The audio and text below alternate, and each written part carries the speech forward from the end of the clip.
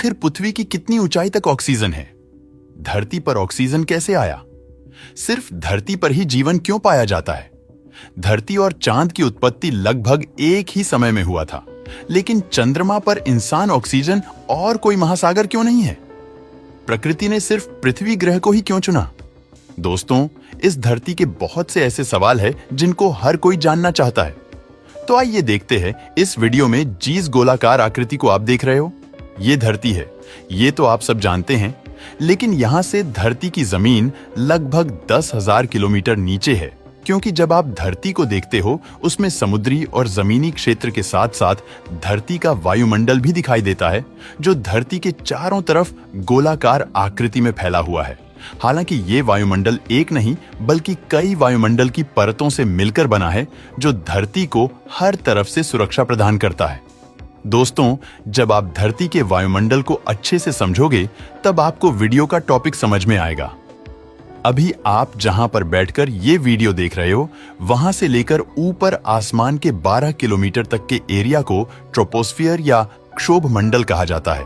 और इस क्षेत्र में बादल का बनना, बारिश होना, तूफान और बिजली का चमकना, मतलब मौसम संबंधित जो भी घटना होती है वो इसी 12 किलोमीटर की ऊंचाई पर ही होती है। इसके अलावा इस क्षेत्र में पक्षी उड़ते हैं, हवाई जहाज उड़ते हैं। यहाँ पर नाइट्रोजन का स्तर 78% और ऑक्सीजन का स्तर 21% होता है। हालांकि जैसे जैसे आप 12 किलोमीटर की दूरी को तय करोगे तो आपके साथ ये सब होगा। 0 से 4 किलोमीटर तक आप बिना ऑक्सीजन मास्क के आसानी से जीवित रह सकते हैं, जबकि 4 से 6 किलोमीटर के बाद सांस लेने में दिक्कतें शुरू हो जाती हैं। इसके बाद 8 किलोमीटर से ऊपर यानी डेड जोन में बिना ऑक्सीजन मास्क के आपकी 10 से 30 मिनट में मौत हो सकती है, जबकि 12 किलोमीटर पर 2 मिनट में मृत्यु निश्चित है।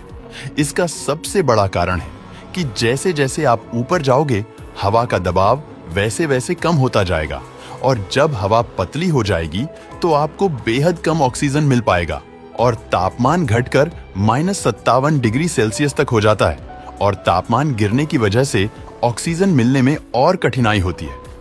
12 किलोमीटर से 50 किलोमीटर ऊपर जाने पर हमें स्ट्रेटोस्फियर नामक परत मिलती है, जिसे हम समताप मंडल कहते हैं। इसी मंडल में ओजोन परत होती है और इसी परत की वजह से हम सूर्य से निकलने वाले रेडिएशन से बचते हैं। इसके अलावा इस परत में जेट विमान भी उड़ते हैं। जहां क्षोभ मंडल की परत में नीचे से ऊपर आने पर तापमान में गिरावट देखने को मिलती है, तो वहीं इस परत में उल्टा होता है, क्योंकि जब आप 12 से 50 किलोमीटर की दूरी को जैसे जैसे तय करोगे वैसे वैसे तापमान बढ़ता जाएगा और 50 किलोमीटर पर यह तापमान -15 डिग्री सेल्सियस हो जाता है। वैसे तो समताप मंडल में भी ऑक्सीजन की मात्रा लगभग 21% होती है, लेकिन यहाँ हवा पतली और कम घनत्व वाली होती है, तो यहाँ पर आपको ऑक्सीजन मास्क के साथ साथ स्पेस सूट भी पहनना होगा, क्योंकि हमें सूर्य के रेडिएशन से भी तो बचना है।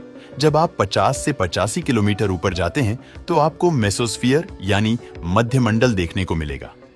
ये परत धरती के लिए रक्षा कवच के तौर पर काम करती है, क्योंकि जब अंतरिक्ष से छोटे छोटे पत्थर, जिनको हम मेटियोरॉइड कहते हैं, ये जब धरती के वायुमंडल में प्रवेश करते हैं तो ये परत उसको जलाकर खाक कर देती है।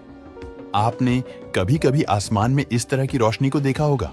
ये यही मेटियोरॉइड होते हैं और इस परत का तापमान -90 डिग्री सेल्सियस तक गिर जाता है। इस मंडल में ऑक्सीजन का स्तर तो 21% होता है, लेकिन हवा बेहद ही पतली होती है, जिससे आप बिना ऑक्सीजन मास्क के 1 मिनट भी जिंदा नहीं रह पाओगे। इसके अलावा बिना स्पेस सूट के यहाँ वायु दबाव इतना कम होता है कि इंसान का खून उबल सकता है। जब आप 85 किलोमीटर से 600 किलोमीटर ऊपर जाते हैं तो आपको थर्मोस्फियर यानी ताप मंडल देखने को मिलता है। यह एक अत्यधिक गर्म, ऊर्जावान और रहस्यमयी परत है, जहां कई महत्वपूर्ण घटनाएं घटती हैं। थर्मोस्फियर में सूरज की पराबैंगनी किरणें और एक्स-रे किरणें सीधे हवा के अणुओं से टकराती हैं। इस वजह से यहाँ का तापमान 1500 डिग्री सेल्सियस से 2500 डिग्री सेल्सियस तक पहुंच जाता है। लेकिन चौंकाने वाली बात यह है कि अगर हम यहाँ खड़े हों तो हमें यह गर्मी महसूस नहीं होगी, क्योंकि यहाँ हवा इतनी पतली होती है कि गर्मी ट्रांसफर नहीं हो पाती। यहाँ पर भी ऑक्सीजन की मात्रा 21% ही होती है, लेकिन हवा का दबाव बेहद ही कम होता है, जिससे ऑक्सीजन के कण दूर दूर होते हैं।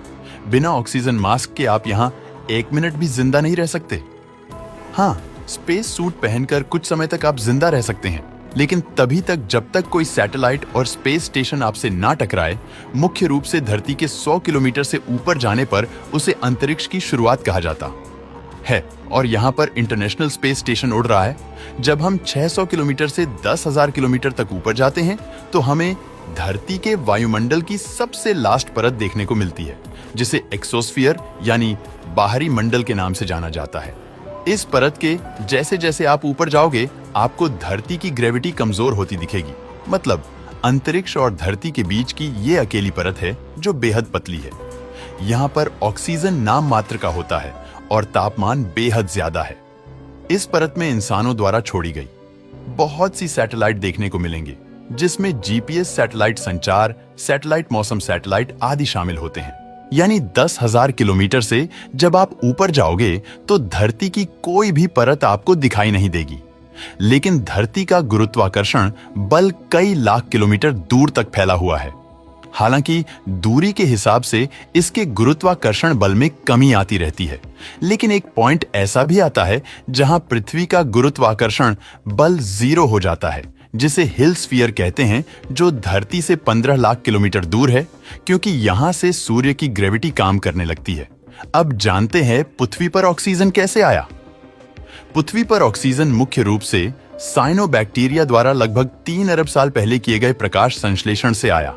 चांद और धरती लगभग एक ही समय में बने, तो फिर चांद पर जीवन क्यों नहीं है दोस्तों?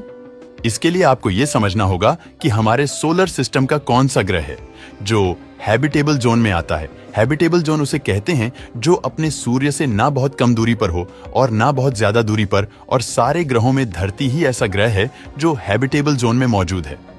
अनुमानों के अनुसार हो सकता हो कि धरती की ही तरह बुध, शुक्र और मंगल के साथ साथ चांद पर भी मिनरल्स और पानी के कणों की बारिश हुई हो, लेकिन बुध ग्रह का सूर्य के बेहद पास होने के कारण इसके मिनरल्स सूख गए हो, और यही शुक्र ग्रह के भी साथ हुआ हो, क्योंकि ये भी सूर्य के बेहद नजदीक है। इसके बाद आता है मंगल ग्रह, जो धरती के मुकाबले सूर्य से बेहद ज्यादा दूरी पर मौजूद है और यहाँ का मिनरल्स अत्यधिक ठंड के कारण जम गया हो। उसके बाद तो बाकी गैसीय प्लेनेट है। अब बचता है हमारा चांद, जिस पर मिनरल्स की बारिश हुई हो, लेकिन बेहद कम ग्रेविटी होने के कारण सारे मिनरल्स धीरे धीरे अंतरिक्ष में चले गए हो। हालांकि प्रकृति के रहस्य को पूर्ण रूप से जानना हम इंसानों के लिए अभी संभव नहीं है। दोस्तों, वीडियो पसंद आया हो तो लाइक और शेयर करें।